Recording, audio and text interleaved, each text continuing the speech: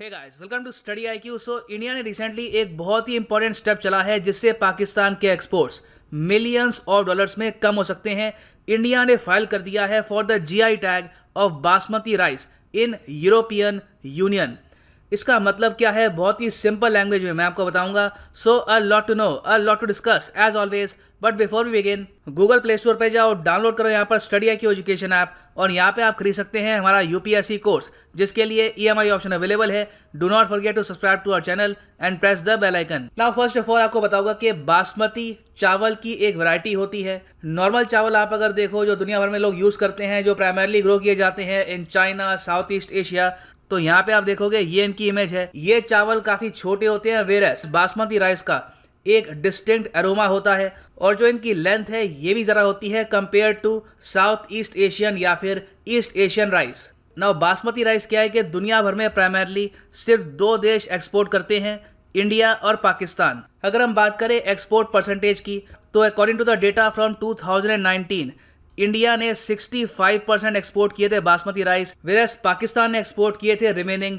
35%। तो पाकिस्तान भी आप कह सकते हैं एक काफ़ी बड़ा एक्सपोर्टर है ऑफ बासमती राइस। अगर हम बात करें प्रोडक्शन की, तो दुनिया भर में 70% बासमती राइस प्रोड्यूस होता है इन इंडिया, और जो एक्सपोर्ट है इन राइस का, it is a huge business.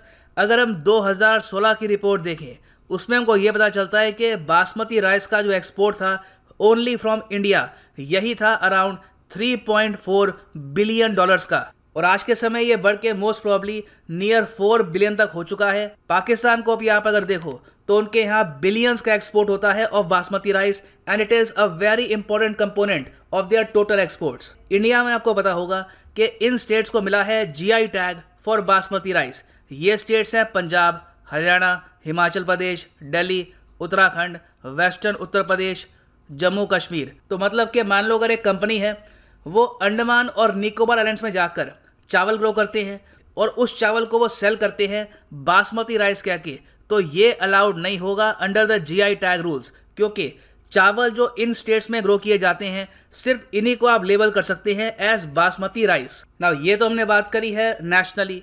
Internationally GI tags को रेगुलेट कौन करता है? इसको रेगुलेट करती है एक बहुत ही important treaty of the world trade organization. इस ट्रीटी का नाम है TRIPS, trade related aspects of intellectual property rights. इसका मतलब ये है कि अगर मान लो US में बैठकर, वॉशिंगटन में बैठ के कोई आदमी कहता है कि जो चावल इन्होंने US में ग्रो किए हैं, अब ये चावल हो गए बासमती, तो ये अलाउड नहीं होगा अंडर द ट्रिप्स एग्रीमेंट। और यहाँ पे आप देख सकते हैं ये सब जो कंट्रीज हैं यहाँ पर, green countries, they have all signed the trips agreement. Iran देखिए अनफॉर्चुनेटली ट्रिप्स का पार्ट नहीं है, और एक इंटरेस्टिंग बात यह है कि ईरान एक बहुत ही बड़ी मार्केट भी है ऑफ बासमती राइस, मगर आज के समय एक न्यू मार्केट इमर्ज कर रही है फॉर बासमती राइस, और ये मार्केट है यूरोपियन यूनियन। इसका रीज़न क्या है? देखो रीज़न बहुत सारे हैं। पहली बात तो बासमती राइस क्या है, इसकी स्पेशलिटी क्या है, इसके बारे में अवेयरनेस धीरे धीरे फैल रही है इन यूरोपियन कंट्रीज़।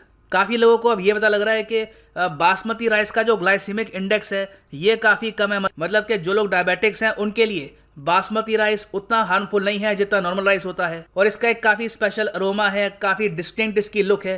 तो इस वजह से धीरे धीरे बासमती राइस की जो पॉपुलैरिटी है इन यूरोपियन यूनियन ये भी बढ़ रही है। एक और एस्पेक्ट मैं ये ऐड करना चाहूँगा कि धीरे धीरे जब इंडियंस की जो पॉपुलेशन है ये बढ़ रही है इन यूरोप, तो उनकी तरफ से भी डिमांड काफ़ी हाई है ऑफ बासमती राइस की। तो ये सब फैक्टर्स मिलाकर यूरोप को एक ह्यूज मार्केट बनाते हैं ऑफ बासमती राइस।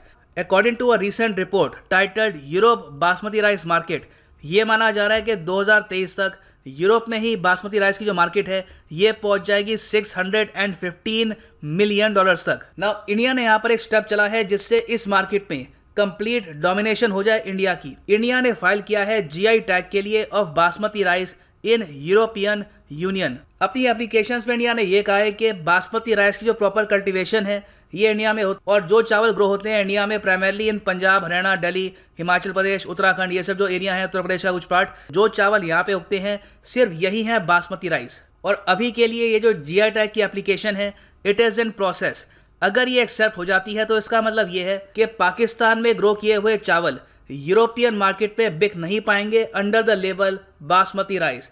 उनको कोई और लेवल चूज करना होगा, पाकिस्तानी राइस या फिर कुछ और लेवल वो यूज़ करें, मगर बासमती राइस जो अपने आप में ब्रांड बन चुका है, मगर बासमती राइस जो अपने आप में ब्रांड बन चुका है ये छिन जाएगा फ्रॉम पाकिस्तानी कंपनीज अगर ये जीआई टैग की जो एप्लीकेशन है ये एक्सेप्ट हो जाती है by the European union. And over here you can see के पाकिस्तानी मीडिया इसको कैसे कवर कर रहा है। यहाँ पे आप देखेंगे ये आर्टिकल है दी एक्सप्रेस ट्रिब्यून का, ये पाकिस्तानी न्यूज एक आउटलेट है और यहाँ पे कह रहे हैं ट्रेडर से Pakistan will not be able to sell rice, मतलब के basmati rice under basmati brand if India gets the GI tag.